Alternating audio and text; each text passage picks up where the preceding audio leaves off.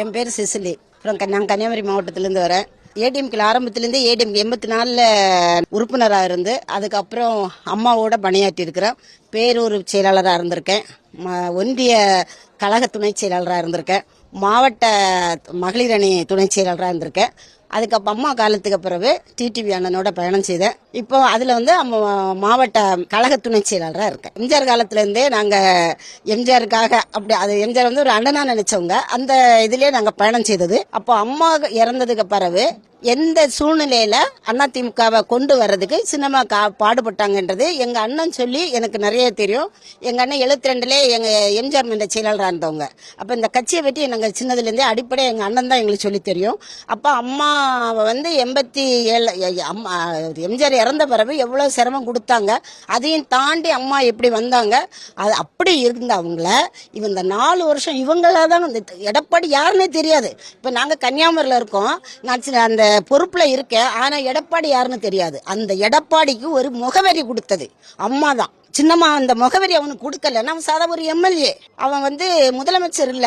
அப்படிப்பட்ட ஒரு எதிர்பார்க்காத, யாருமே எதிர்பார்க்காத ஒரு அதிசயம் போல அவருக்கு ஒரு முதலமைச்சர் பதவியை தமிழ்நாடு முழுக்க ஆட்சி செய்யக்கூடிய ஒரு தகுதி கொடுத்த ஒருத்தரை எப்படி ஒரு வணக்கத்தோட மதிப்போட மரியாதையோட நடத்தணும். அந்த ஒரு பண்பாடு அற்ற அந்த எடப்பாடிய அது எப்படி சொல்றேன்னு தெரியல. வெறி எங்களுக்கெல்லாம் அமமுகல இருந்து நாங்க வந்த காரணம் யாரோடைய செயல்பாடுகள் நல்லா இல்லைன்னு இல்ல. அம்மா வருவாங்க நாங்க எதிர்பார்த்தோம். அம்மா ஜெயிலிருந்து வரும்போது தினகரன் சாரோட இணைஞ்சி பணியாற்றுவாங்க. அப்ப நமக்கு அவங்களோட பணியாற்றுவோம் அப்படின்னு. அதாவது அம்மாவுக்கு நாங்க ஏன் இவ்வளவு இம்பார்ட்டன்ட் கொடுக்குறோம்னா, இந்த 4 வருஷம் ஜெயிலில் இருக்கும்போது எடப்பாடி கொடுத்த இந்த டார்ச்சர் ஒன்று.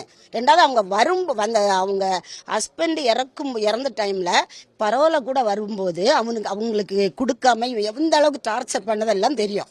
அதை நாங்கள் எதிர்பார்க்கவே இல்லை சார். ஏன்னா நாங்கள் தினகரன்கிட்ட போன காரணம், தினகரன் சார் கூட போனது, அவர் என்ன சொன்னார், நான் ஜெயிலுக்கு போனாலும் திரும்ப நான் வந்தால் கூட என்னை 70 வயசா என்ன திரும்ப வந்தாலும் ரெட்டை இலைக்காக போராடுவேன்னு சொன்னாரு.